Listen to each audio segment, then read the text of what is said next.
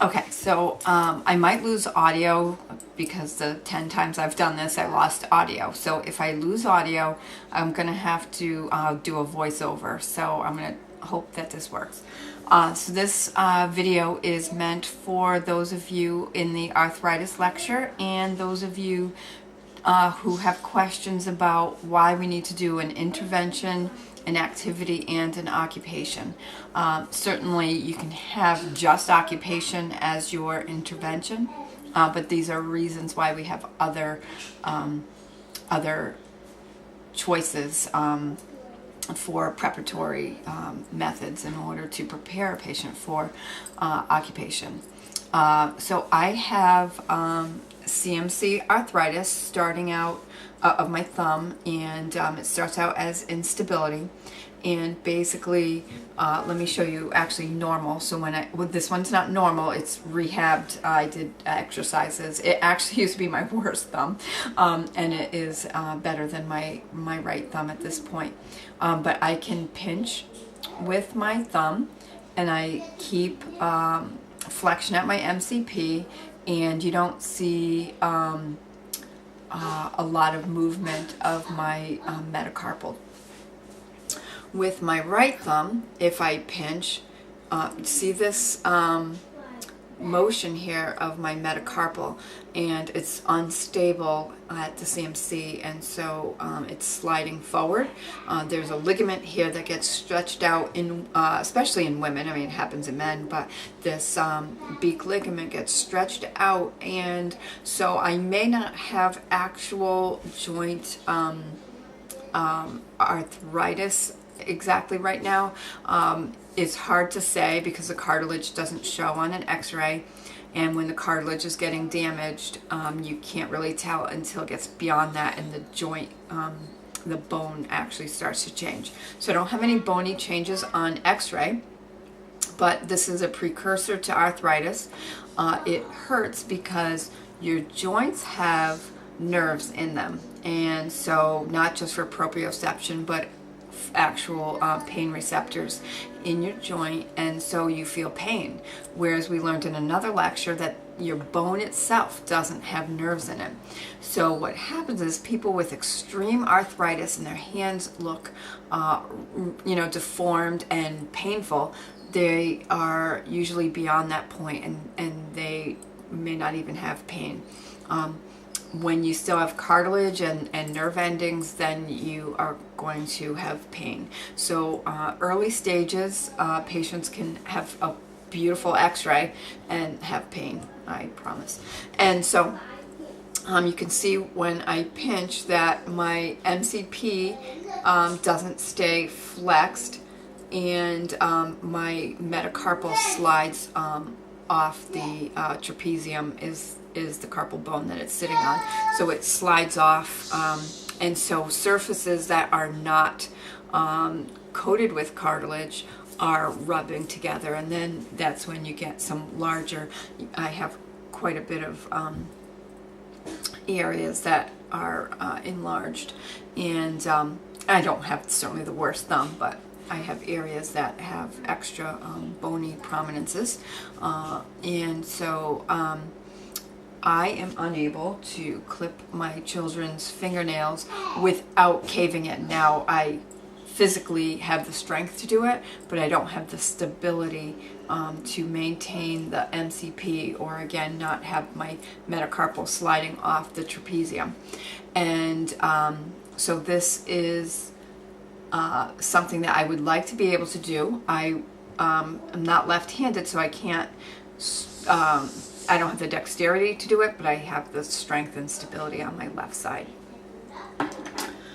Another thing that I do is put my big hair when I didn't iron it, and this is sadly ironed hair. I try to put the clip in my hair. I cannot do it maintaining stability. On my left hand, I can do it most of the time. There we go. But I really have to concentrate. I'm not doing this. If I just really grabbed it and picked it up, I would have trouble with it. But I'm doing a good job. But you'll see when I'm showing you, sometimes I'll mess up. But right now, I think it's getting stronger doing all these videos, and this hand might hurt tomorrow. Okay, so what I am able to do is an activity, and I can do this activity because you can choose a clothespin that I'm successful at. So this level of clothespin, I'm able to pinch, yeah, there we go, and maintain that. And so it would be a good activity for me to be putting these you know, on a line or around a bin or something like that. And so if I don't concentrate, I don't get it right. And that's the thing about occupation, is that sometimes the occupation is taking away from the safety of the activity. So you don't want patients compensating doing things incorrectly. So I'm going to learn how to do it with the clothespin, and then I'm going to follow through in a couple of weeks and be able to do this. And now I can maintain it once I put it there. And then I can't do it successfully yet. But even being able to hold it is part of the success. So, so that is going to improve, I hope. My left hand improved significantly with thumb stabilization exercises. So then the other choice is intervention, and an intervention is just a straight exercise or putty or something like that. Putty could be iffy on the activity versus intervention, but I think most likely it's an intervention unless you're putting things in it and the patient's taking them out. And so if I do an isometric exercise, I have a difficult time doing it with this thumb, but actually I'm doing really good now. I think maybe repeat videos was a good thing for me. I really could not do this earlier, so I'm able to actually keep that flex there. So I'm doing really well, and with this thumb I was able to do it anyway. But I'm very happy with my progress right now, and part of it may be that my muscle kind of remembers and is engaging correctly, and so that's good. But sometimes I don't want to demonstrate it since I'm doing really well with that. But if I do an isometric against my index finger, I really can't keep it flexed well, but it's actually not hyperextending. So strengthening is good for stability in the thumb. But I might be sore, but in the muscle is okay. I just don't want to be painful in the joint tomorrow. Okay, and then isometric again. Look how much better I can keep that stable on this this thumb compared to yeah, see, I wasn't trying though, but that's what happens is you lose that stability here. But if I do it just right, I can get it. And that's the exercise. One of the stabilization exercises is being able to, well, I'm happy with this, really. So I made progress in one session. So I can, and it doesn't even hurt. This is really good.